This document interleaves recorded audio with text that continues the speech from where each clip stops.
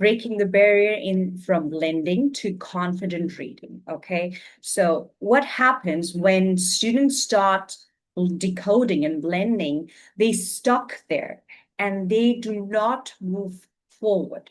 They do not move further, so they get stuck, and then they cause comprehension issues. It causes frustration among students. So we're going to look into what strategies we can follow that can help us as teachers to improve students' reading skills. Okay, let's move on and see what is the problem. So many children do learn to read sound by sound, but then they remain stuck as slow and hesitant reader. So they read word by word, but they lack confidence and struggle with comprehension even when decoding is accurate. This gap between decoding and fluent reading is where many of our students plateau. And that's what we aim to overcome today.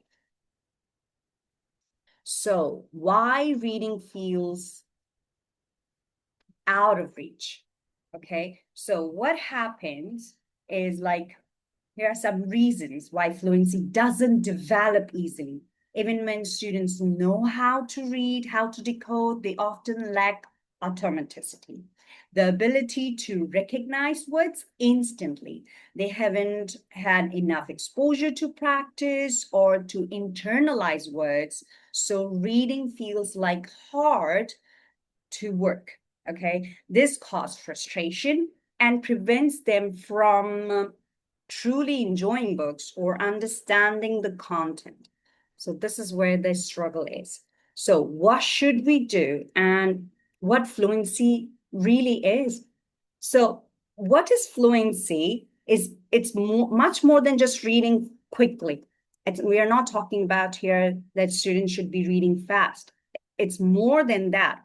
According to National Reading Panel, reading is fluency is included accuracy, speed, and expression. When these three work together, students bridge the gap between decoding and comprehension.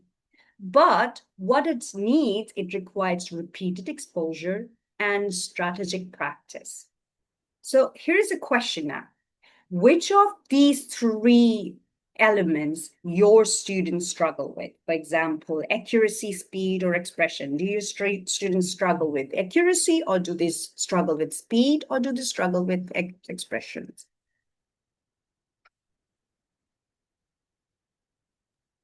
My students study like they struggle with speed and sometimes accuracy, depending on the word complexity.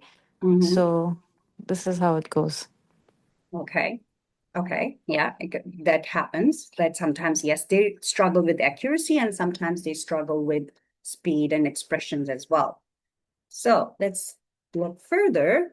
So we need to look into some theories as well before we understand that what helps fluency. So we have a theory from Scarborough's reading rope, and that targets automatic word recognition. And we have a theory of Aries phases of word recognition, which helps us mapping orthography to phonology. Okay, then we have word mapping, which is more effective than memorization or guessing from context. But we have to understand what is the reading rope and what is Aries phases. So first, the Aries phases. Aries phases of word reading is the theory that helps us describe how a child learned from pre-alphabetic. Like, there's no letter. First, they recognize the sounds. Okay, they learn to decode. They learn to understand. Okay, so if it's he's seeing the McDonald's sign, and understand. Okay, this is McDonald's. So they're not recognizing the letters at that time. They just recognize the images, the pictures. Okay, that's McDonald's. Then the next stage come where they understand partial alphabet. So they know few letters now. And when they're blending or decoding, they can say, for example, if they're saying car, so they can identify the letters C and R, but they're not decoding the whole word. Okay, if they're saying cat, so maybe they will be just put C and T. So this is how the partial development is there. Then they recognize the full alphabet. Now they have more understanding of the alphabet. Now they can decode the word. So even they can decode the unfamiliar word, they're trying to spell it or read it. They're again picking some of the word. For example, instead of spelling kittens with K, they might be spelling it with C, and car with K. So like they spell park, so they write PRC, but they are still decoding the sound. They have the letter recognition. They know which letters sound what, and they're putting it together. And then the stage comes where there's a consolidated alphabet, and they understand how to put the sounds and letters together. So these phases are just about more like recognizing the word. Then we have the reading road. What does this reading road explain us? That reading is not only about blending letters or recognizing words. It is more than that. So they have to recognize the words. They have to have the phonological awareness. These are all the strengths coming together, weaving together. They have to decode. They have to recognize the side words, but then they have to have some literacy knowledge. They have some verbal reasoning. All together, when they learn all these elements, then the whole language reading comprehension and language comprehension comes together, and that weave together the skilled reading. So once we understand these three theories, we can help students to go further with their fluency. So what is blending that we are talking about, that students get stuck with blending? So what is blending? So blending is one of the first tools students use to decode words. Blending means combining letters, sound to form a word like at, mat. Okay, it's essential early skill, and we often spend a lot of time helping students master the skill. But the reality is blending alone isn't enough. They need to become fluent reader. They have to go step further. They cannot just get stuck there. They have to move ahead. So why blending doesn't work? Because what do? We just constantly giving words and asking students to just read words, give them different exposure of pattern, and we are just relying on sounding out. Sounding out is not going to give them fluency. They have to go further. And then we limit the word. We only give them the words which are only decodable. So then they lack the exposure of words that reduce the automaticity. And then they skip the word mapping, the structure review that they need. So if we skip these steps, only blending is not going to help them. They're not going to read fluently. So what we should do instead, we should follow the science behind fluent reading. And what is the science behind fluent reading is recognizing the words automatically. So for that, we need orthographic mapping. That is brain process that helps link the sounds to letters and store the words permanently. For example, if I encounter any new word that I haven't read before, I haven't seen before, I have to step back first. I have to look at the letters, look at the words, and I have to make the memory, like I have to map it to remember that word. So next time when I encounter, I'll be able to read it correctly. Otherwise, I will not be able to read it correctly and I will get stuck to that word. So every time I encounter it, I will struggle to read that similar word.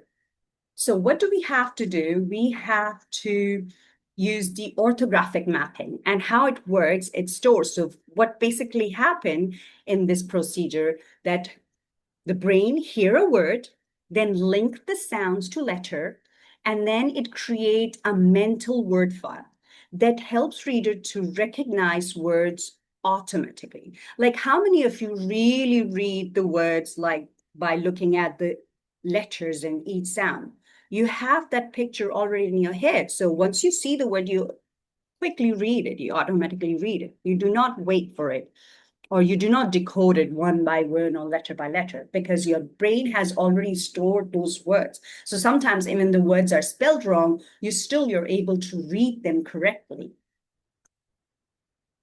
So when mapping fails, so there are signs of mapping challenges. So decoding the same word repeatedly, slowing and exhausting reading, and then instead of giving a lot of variety of words, you are just giving the same word, which is reducing the confidence. So they're not getting how to do it.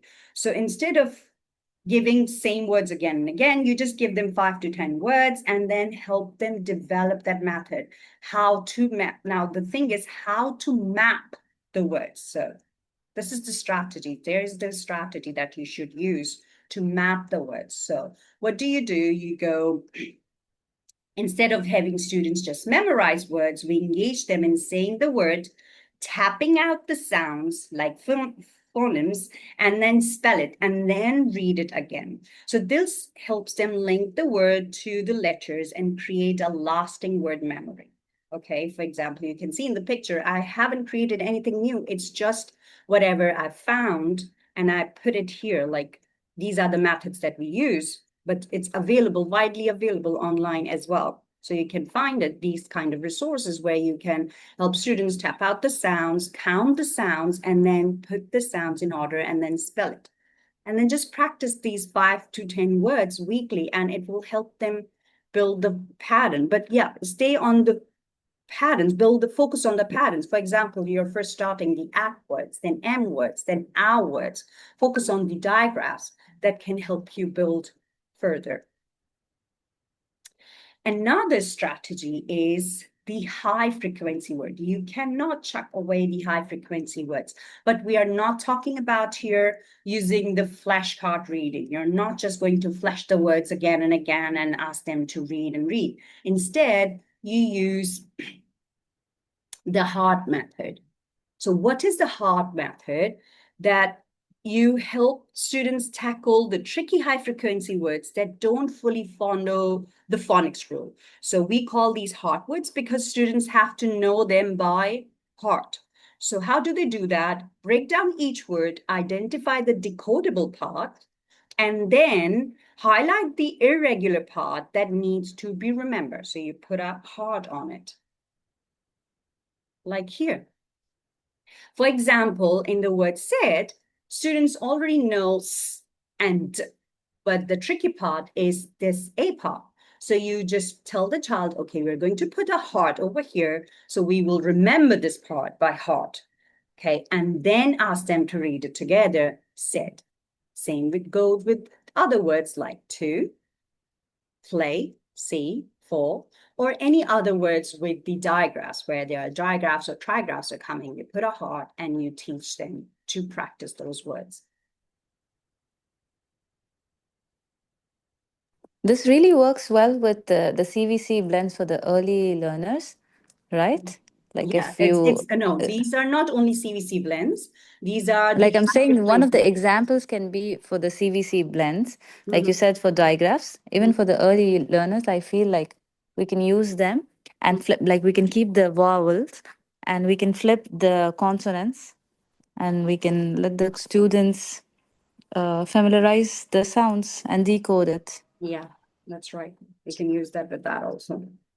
Yeah, thank you. Thank you. Okay.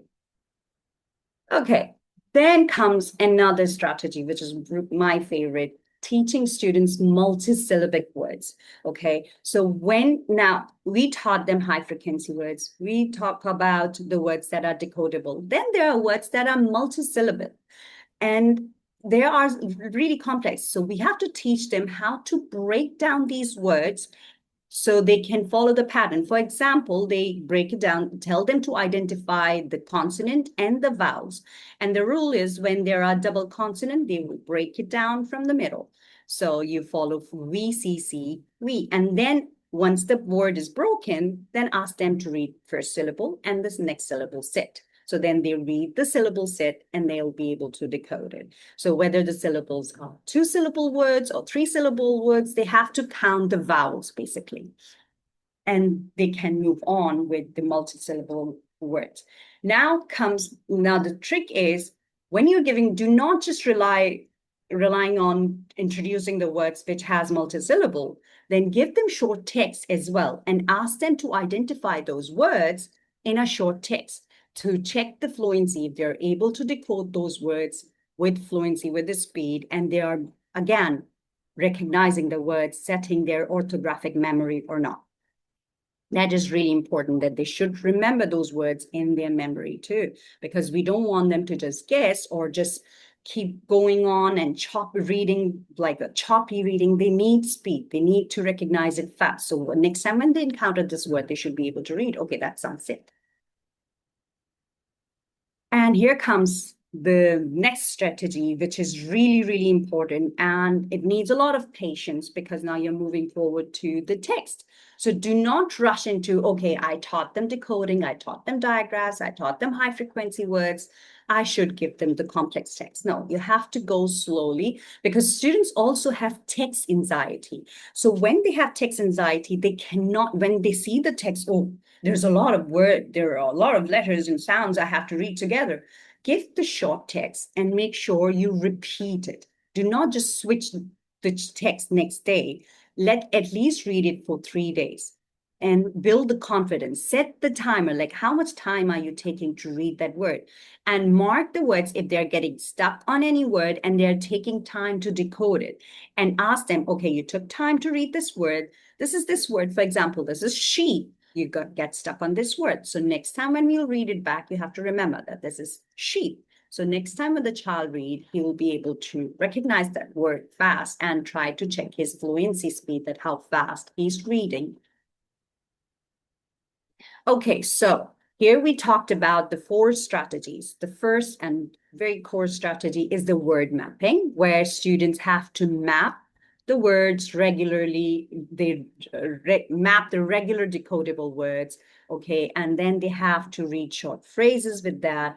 Then we have the high frequency words where they have to recognize the words with hard methods. So if there are any tricky word like the or there and where and what, they recognize it with the hard.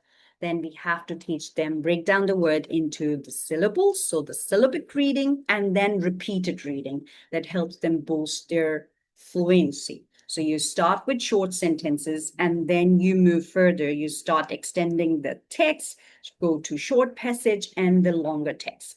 So out of these methods, out of these strategies, which strategy do you use? And you feel like, okay, my students are struggling in this method, in this strategy, or they are at this stage.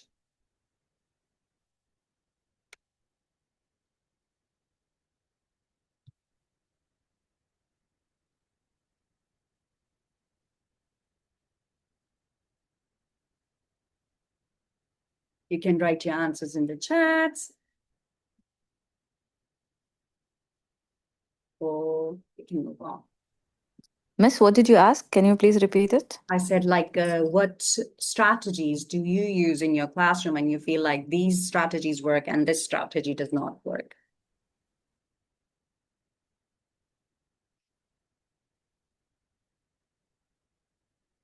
For example, word mapping, I've tried it with my grade 3 students.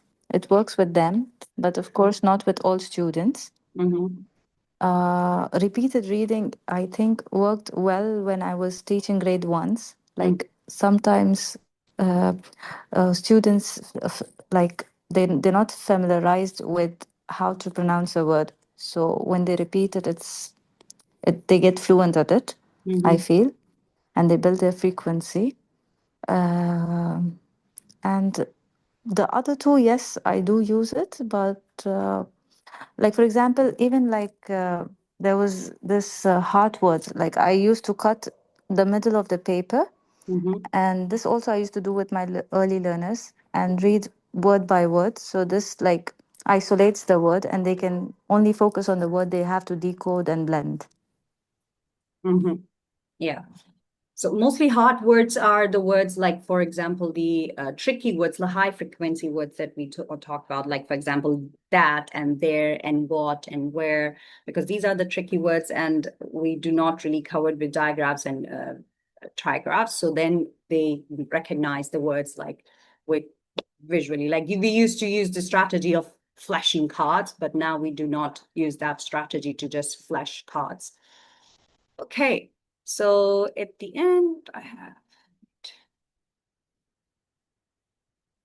So there are some mistakes that we should avoid. That's what I was talking about, like overusing of flashcards. Like we should not be overusing of flashcards that we used to do in the past. Like we used to flash a lot of cards. I remember when I was before in past a grade 1 teacher, we had the habit, like it used to have a time where we used to flash the cards and students used to shout out the words and they have to chant the words that, okay, this is the word, this half of the class used to say the words and half of the students used to just sit quietly. They were just And also sometimes like students used to just mock and like yeah, they just mimic they others act like doing. they pretend, they Exactly. bluff. And So you can't really tell who knows really, and like it's just exactly. everyone saying it together. True, true. And then another thing is giving too complex books too early. So I feel like, okay, so you are like a third grader or your second grader, you should be able to read like 560 words or 300 words. So you should read, you should be able to do it. If you're pushing too complex words, also, students will not be able to read. You're not pushing their level, you are just creating anxiety, you're making them frustrated. If they're not able to blend the words correctly, if they're not able to recognize the words correctly, they will not be able to read. So there, you will not get any fluency there if you are just rushing everything. So always use the approaches where students can gain confidence and then it does not increase students' anxiety. So what we can do, what action you can take, always follow the 3 fluency steps, 3 to 4 steps, select 5 decodable words, practice mapping routine, including syllabic reading, reread short stories daily, build consistency, and then track progress. Time them, how fast you're reading. Okay, yesterday you took 1 minute, today you should take 30 minutes to read this text, or whatever, depending on the text size. So these are the strategy that can help improve and boost fluency. So again, reading fluency is a journey and we have to be really patient when we want students to read, because once they are fluent, they will be able to comprehend the text, because after fluency comes the reading. If students are not reading fluently, then they will not be able to comprehend the text or analyze the text. So phonics is the foundation. The orthographic mapping is the bridge the gap, and patience and consistency, constant practice are the key to build the confident reading. So I have, if now you can reflect, if you have any questions about reading, you can ask me. We have 10 minutes. If anyone has any question they want to ask, I can answer. Or if you think that this strategy work or that doesn't work, can answer that question. I think whatever questions I had while you were going through the presentation Mhm. and the workshop, you did answer a lot of them. Thank you, Miss Afreen. It was really helpful. Thank you so much, Miss Zainab. Anyone else? Oh, I have some message. Let me check. Thank you, Miss Afreen. Really proud of you. Thank you so much, Miss Kifa. And I want just to comment that while you were introducing the strategies and how to deal with how to uh, motivate the students in order to read, it's very similar actually to the teaching Arabic language as well. Mm-hmm. So I believe that what you are introducing here is very beneficial also for the Arabic teachers. That's right. Yeah, because reading is the same thing, like whether they're reading English or Arabic or any Exactly. language. Yes, Exactly. exactly. Yeah, I know that Arabic language is more difficult. Yani it's not as easy as English language, but I mean the strategies that you are using in order to promote the fluency, it's the same, I believe. Yeah, that's Thank right. you once again. We are really proud of you. Thank you, Ms. Kifa, for joining. Thank you It's so a much. great I'm effort really and a great initiative. Thank you so much, Ms. Kifa. Really Thank you, pleasure. Ms. Afreen. Thank you very much. Thank you Thank so you, much, Zainab. Ms. Afrin. Welcome. I have a quick question. Yes. For just the foundation for early child development, how does one introduce the letters so the child could easily learn sounding the words? Okay, so the letters, you should introduce at least one letter sound at a time. You should not go like to, bombarding all the letters together. You should introduce one letter and then show the associated sound, show them what letters. So, starting with what comes with, for example, that's letter M. This is how it looks like. Okay, so what pictures or objects come with the letter M. So when they're able to associate that letter, that symbol, because for students, it's just a symbol, that letter M. But when you're telling that look, I have this monkey that begins with monkey, and I have my mobile phone, and any object that is more relatable to them, they will remember, okay, so this is letter M, and it looks like this is the symbol, and this is the sound, and they can associate with different objects, and then ask them to model it, write it on the sand, write it, because they have to use all the texture senses and also involve their sensory skills as well when you're teaching the letters, and they have to recognize it, because again, their brain and body has to go together to recognize the letters. So introduce the symbol, let them write it on the sand, let them mold it with the clay, with the Play-Doh, give them different tools that can help them form that letter, how it's going to look like, how they can associate it, and then add on. So one letter at a time. So you introduce one letter. I would suggest follow that cat pin letter method. Those cat pin phonics, the read, write, ink letter foundation. So you use the phases and introduce. So once you reach to cat pin, you can again start forming the words also. So you will not wait for it. Like, so once the students learn all 26 letters, then I will introduce the words. Do not wait for it. Use the cat pin method and then go with phase by phase. So phase one, you introduce 2-3 words. This is how you should read it. Then introduce the second phases of word, and then ask them, show them what words they can form with those words. So it will really help you. So the students will memorize the words and letters, and they will be then able to blend the words too. Does it answer your question? Thank you. Perfect. Thank you. Thank you. That's very informative. Thank you so much. Okay, so that's all for today's workshop. I hope you found it interesting and useful, valuable, and you will be able to use these strategies in your classroom. Thank you very much, everyone, for joining me today. Thank you, Ms. Afreen. Thank you. Thanks. Thank you. Thank you. Thank you. Bye, Ms. Afreen. Thank you. Thank you, Ms. Afrin. Thank you. So much.